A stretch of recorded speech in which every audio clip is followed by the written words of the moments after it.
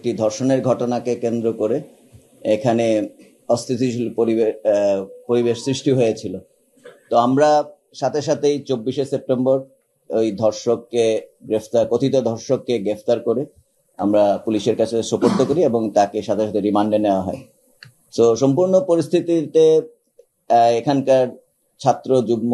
জনতা তারা তাদের ব্যানারে এবং এটা সম্পূর্ণভাবে ইপিডিএফ এবং তার অঙ্গ সংগঠন সমূহ এই পুরা ঘটনাকে কেন্দ্র করে তারা প্রথমে শান্তি প্রিয়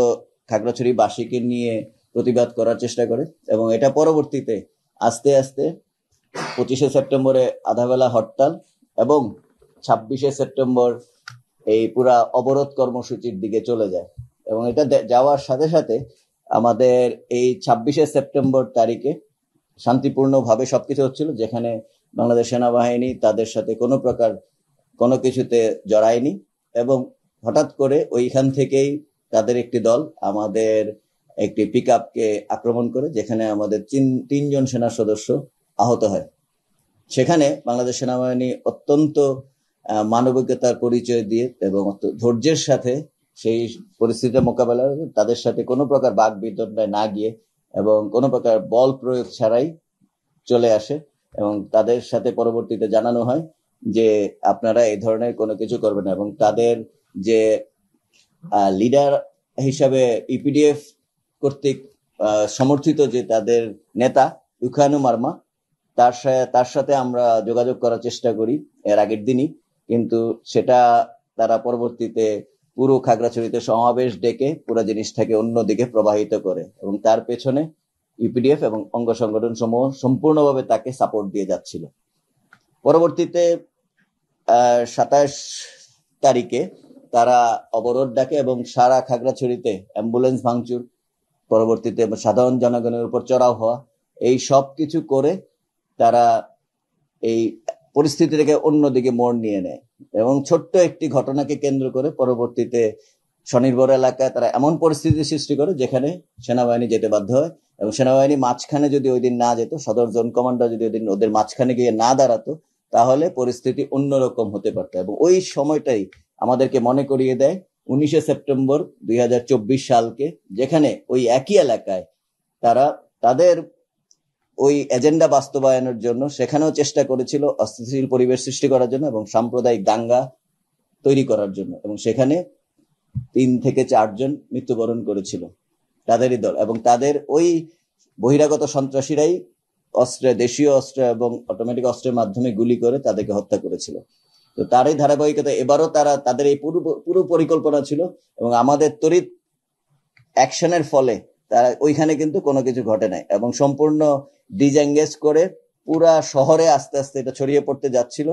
মহাজনপাড়া, তারপর ইয়াংডং বৌদ্ধ বিহারে সন্ধ্যার সময় আপনারা দেখেছেন যে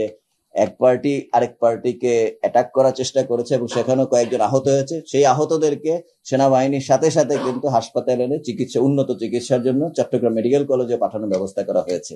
তো একই সাথে আমি বলতে চাই, বাংলাদেশ সেনাবাহিনী কিন্তু প্রথম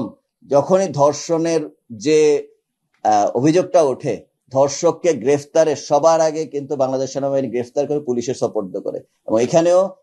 কথিত ধর্ষককে আমরা গ্রেফতার, এটা আইনের আওতায় আনা হবে। তো এই পুরা আইনি প্রক্রিয়া ফলো না করে ওরা সরাসরি চলে যাচ্ছে বিভিন্ন প্রকার প্রতিবাদ মিছিল সমাবেশ, যেটা পুরো খাগড়াছড়িকে তারা অচল করে দেওয়ার চেষ্টা করে এবং সেটা সাম্প্রদায়িক দিকে নিয়ে চলে যাচ্ছে। তো আমরা এই পুরা জিনিসটাতে বলতে চাই, তার পরবর্তীতে কিন্তু প্রশাসন এবং পুলিশের কিছু করার থাকে না। তো প্রশাসন এবং পুলিশ এক্ষেত্রে খুবই তড়িৎ ভাবে 144 ধারা জারি করে এবং এই 144 ধারা পুলিশ এবং এপিবিএন একই সাথে বিজিবিকে কল করা হয় এবং বিজিবি সেক্টর তাদেরকে নিয়ে এসে আমরা বিজিবি, পুলিশ, আনসার, ভিডিপি সবাই একসাথে খাগড়াছড়িতে আমরা সেনাবাহিনী পুরোপুরি সহায়তা দিয়ে পুরো পরিস্থিতি নিয়ন্ত্রণে নিয়ে চলে আসি 27শে সেপ্টেম্বর। এবং এই পুরা কৃতিত্ব এখানে আমি যাদের বললাম তাদের সবার, এবং আমরা চেষ্টা করেছি তাদেরকে বারবার যারা প্রশাসন এবং পুলিশের মাধ্যমে তথ্য দেয়ার যে আপনারা এই পুরো জিনিসটাকে সমাধান করেন। এবং এখানে আমি বলতে চাই, আমি সাথে সাথেই এইখানকার যারা মুরব্বী শ্রেণীও আছেন এইখানে সকল দলমত নির্বিশেষে সন্ধ্যার সময় ডেকে আমি তাদেরকে অনুরোধ করেছি এবং তারা বলেছেন যে তাদের ছাত্র জনতা যারা এই গ্রুপটা আছে তাদেরকে কনভিন্স করার চেষ্টা করবেন এবং তারা ফেরত গিয়ে অনেক চেষ্টা করেছেন, কিন্তু দেখা গেছে ইপিডিএফ এবং এই অঙ্গ সংগঠন তারা খাগড়াছড়িতে পরবর্তী 28 তারিখে সফল হতে না পেরে তারা চলে গেল গুইমারাতে এবং সেখানে গিয়ে একইভাবে এই পরিস্থিতির উদ্ভব করলো এবং সেখানে অলরেডি ওই দিনই দেখা গেল যে 3 জন মারা গেল এবং আরো অনেক আহত হলো। এবং এই টেকনিকই তারা সবসময় ফলো করে যাচ্ছে এবং ভবিষ্যতেও নিশ্চয়ই আরো ফলো করার পরিকল্পনা রয়েছে। এবং এতে বহিঃশক্তির অথবা এখানকারই একটা মহল তাদেরকে পেছন থেকে সাহায্য করছে এবং সর্বোপরি ইপিডিএফ সবাইকে বোঝানোর চেষ্টা করছে যে একমাত্র তারাই এখানে সকল কিছু কন্ট্রোল করবে। তো আমরা এই ইপিডিএফ এবং তার অঙ্গ সংগঠন সমূহকে আহ্বান জানাই সবসময় যে পরিস্থিতি শান্ত রাখুন এবং বাংলাদেশ সেনাবাহিনী সবসময় এই অঞ্চলকে স্থিতিশীল রাখার জন্য চেষ্টা করে যাচ্ছে এবং দিন শেষে মহিলা এবং কোমলমতি ছাত্রছাত্রী শিশুদেরকে সামনে ঠেলে দেয়া এটা কোনো কিছুই ভালো বার্তা বহন করে না। এবং এই সাম্প্রদায়িক দাঙ্গা সংগঠনের সময় বহিরাগত সন্ত্রাসীদেরকে নিয়ে এসে দেশীয় এবং অটোমেটিক অস্ত্র দিয়ে ফায়ার করা এই ব্যাপারটিও ভালো দেখায় না। সম্মানিত উপদেষ্টা মহোদয় দেখেছেন যে উনি বলেছেন যে কারো হাতে অস্ত্র থাকবে না, এই কথাটি কিন্তু উনি বলেছেন এবং মিডিয়া এসেছে এবং এটা প্রমাণ পায় যে কাপ্তাই বিজিবি চেকপোস্টে কিন্তু তারা দেশীয় অস্ত্র নিয়ে আসছিল এবং এটার সাথে সাথে কিন্তু ওই দিনই ধরতে সক্ষম হয়েছে আমাদের নিরাপত্তা বাহিনী। পার্বত্য চট্টগ্রামকে অস্থিতিশীল এবং সাম্প্রদায়িক দাঙ্গা সংগঠনের বিষয়টি একটি বৃহত্তর ষড়যন্ত্রের অংশ এবং এ ব্যাপারে এই সকল প্রমাণাদি আইনশৃঙ্খলা রক্ষাকারী বাহিনীর কাছে আছে, এটা আপনাদেরকে দিয়ে দেওয়া হবে এবং আমাদের কাছেও সকল প্রমাণাদি আছে, ভিডিও আছে এবং একই সাথে সকল ধরনের অপপ্রচার বা উস্কানিমূলক কর্মকাণ্ড সত্ত্বেও বাংলাদেশ সেনাবাহিনী এই বাংলাদেশের যে অবিচ্ছেদ্য অংশ এটা রক্ষায় দৃঢ় প্রতিজ্ঞ এবং পার্বত্য চট্টগ্রামের সকল জাতি গোষ্ঠীর নিরাপত্তা রক্ষা নিশ্চিত এবং সার্বভৌমত্ব রক্ষায় বাংলাদেশ সেনাবাহিনী যে কোনো পদক্ষেপ গ্রহণের জন্য তৈরি আছে এবং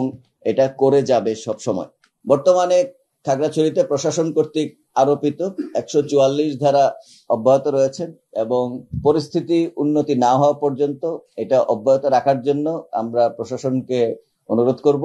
এবং প্রশাসন যখন মনে করবে যে পরিস্থিতি সম্পূর্ণ স্বাভাবিক তখন এটা প্রশাসন তুলে নিবে। আমরা তাদের সাথে সম্পূর্ণ সমন্বয় থাকবে আমাদের এবং আমরা চেষ্টা করছি খাগড়াছড়ি শহরের এই সনাতন ধর্মাবলম্বীদের যে একটি অনুষ্ঠান সর্বোচ্চ সবচেয়ে বড় অনুষ্ঠান দুর্গাপূজা চলছে, আমরা এখানে যাতে সবাই স্বতঃস্ফূর্তভাবে অংশগ্রহণ করতে পারে সেজন্য আমরা সকল ধরনের সাহায্য করছি এবং সকল ধর্মাবলম্বীদেরকে শ্রদ্ধা জানিয়ে আমরা কিন্তু নিজেরাই তাদেরকে ফ্যাসিলিটেট করে দিচ্ছি যারা এই সময়টাতে তারা যাতে এটা আনন্দ করতে পারেন। এবং একই সাথে আমি বলতে চাই যে 3 পার্বত্য জেলায় এটার প্রভাব কিন্তু পড়তে পারে। খাগড়াছড়ি অলরেডি এটা ফেস করে ফেলেছে এবং আমি বলতে পারি রাঙামাটি এবং বান্দরবনে যে আগামী কয়েকদিনের মধ্যে এটা ঘটবে না সেই সম্ভাবনা উড়িয়ে দেওয়া যায় না। তো আমি সেই সাথে এইটাকে শিক্ষা নিয়ে বান্দরবান এবং খাগড়াছড়ি তারা তাদের মতো করে তৈরি হতে পারে এবং আইন শৃঙ্খলা রক্ষাকারী বাহিনী এবং প্রশাসন সেটার বিরুদ্ধে প্রস্তুতি গ্রহণ করতে পারে। আর সর্বোপরি এই পুরো ঘটনাটা আসলে একটি গভীর ষড়যন্ত্র এবং সামনের দিকে বাংলাদেশ যে একটি সামনে গুরুত্বপূর্ণ ঘটনার দিকে যাচ্ছে সেটাকে যাতে নস্যাৎ করতে পারে সেই ধরনের ঘটনা উড়িয়ে দেওয়া যায় না এবং বাংলাদেশে অস্থিতিশীল করে এই পুরা ব্যাপারটিকে এই এলাকাটাকে যদি দেখানো যায় যে বাংলাদেশে এখন ওই রকম স্থিতিশীল পরিবেশ নাই তাহলে এটা অন্যদিকে মোড় নিতে পারে। তাহলে এই জন্য বলবো যে আমরা সকলে একসাথে কাজ করতে হবে যাতে বাংলাদেশে নিরাপত্তা পরিস্থিতি স্থিতিশীল থাকে এবং আমরা একটু সুন্দর ভবিষ্যতের দিকে এগিয়ে যেতে পারি।